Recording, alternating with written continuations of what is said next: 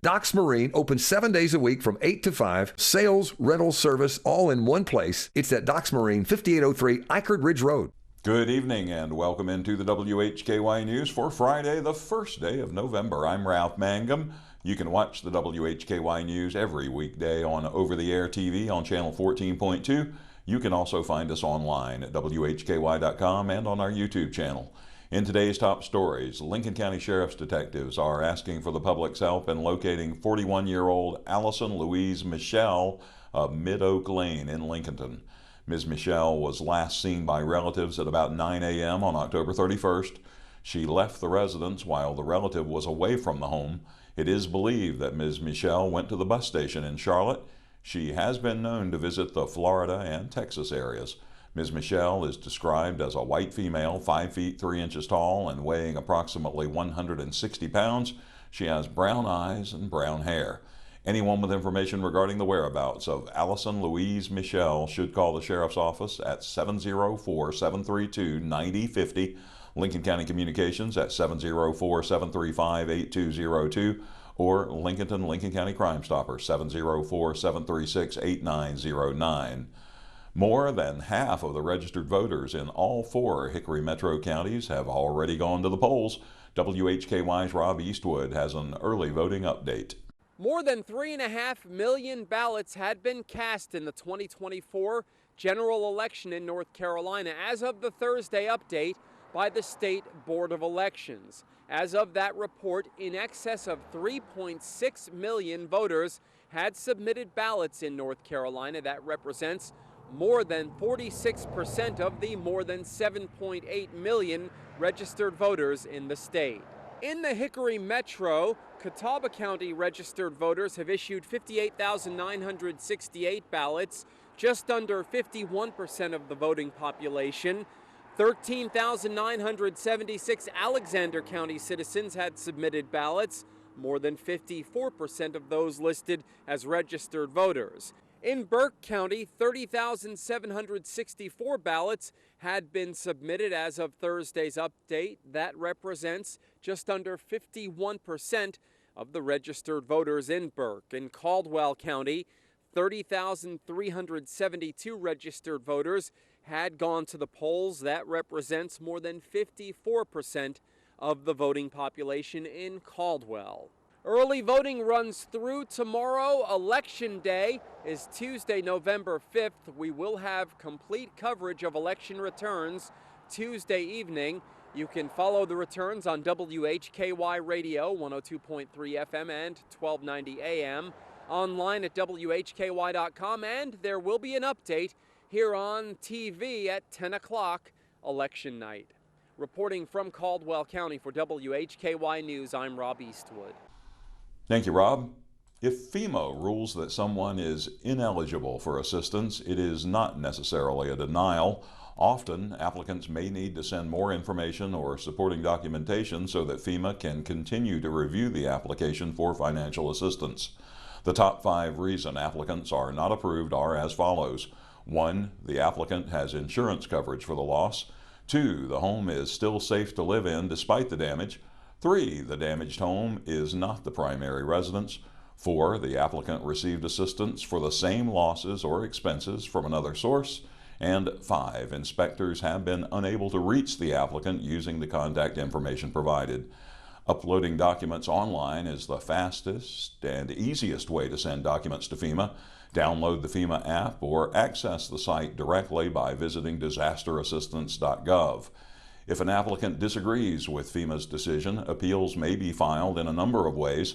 Set up an online account at disasterassistance.gov and log on to that account. Then upload all supporting documents using the Correspondence tab and select Upload Center. Appeals may also be filed in person at a disaster recovery center.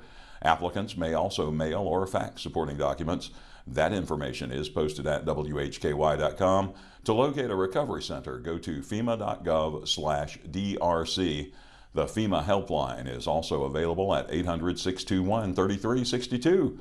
WHKY's Arianna Mack reports says the governor visits western North Carolina as storm recovery continues. On Thursday, Governor Roy Cooper traveled to Grandfather Mountain State Park in Avery County to highlight the importance of supporting Western North Carolina's tourism industry in the wake of Hurricane Helene. According to a news release from the North Carolina Department of Public Safety, afterward, the governor assessed damage areas and spoke with people impacted by the storm in Banner Elk, where he was joined by Western North Carolina native and Grammy-nominated country musician Eric Church. This week, Governor Cooper signed a memorandum of understanding with Western North Carolina native and country musician Eric Church, confirming his commitment that publishing royalties from Church's recent song, Darkest Hour, will help fund response and recovery efforts in the aftermath of Hurricane Helene. The NCDPS task force to locate unaccounted for people has 7 people remaining on this list. The task force has handed over remaining work on this to local law enforcement. Some roads are closed because they are too damaged and dangerous to travel. Other roads still need to be reserved for essential traffic like utility vehicles, construction equipment, and supply trucks. However, some parts of the area are open and ready to welcome visitors, which is crucial for the revival of Western North Carolina's economy. If you are considering a visit to the area, consult drivenc.gov for open roads and reach out to the community and businesses you want to visit to see if they are welcoming visitors back yet. Nearly 1,800 FEMA staff are in the state to help with the Western North Carolina relief effort. In addition to research, 101 storm-related deaths have been confirmed in North Carolina by the Office of Chief Medical Examiner. This number is expected to rise over the coming days. The North Carolina Office of the Chief Medical Examiner will continue to confirm numbers twice daily. If you have any emergency or believe that someone is in danger, call 911. NCDOT currently has more than 2,000 employees and more than 900 pieces of equipment working on damaged road sites. Many more updates at WHKY.com. I'm Arianna Mack for WHKY. Thank you, Arianna. In today's crime report, Arianna has information on a hit and run under investigation in Morganton. Rob has a sexual exploitation arrest in Caldwell County, and I have a fugitive arrest to tell you about.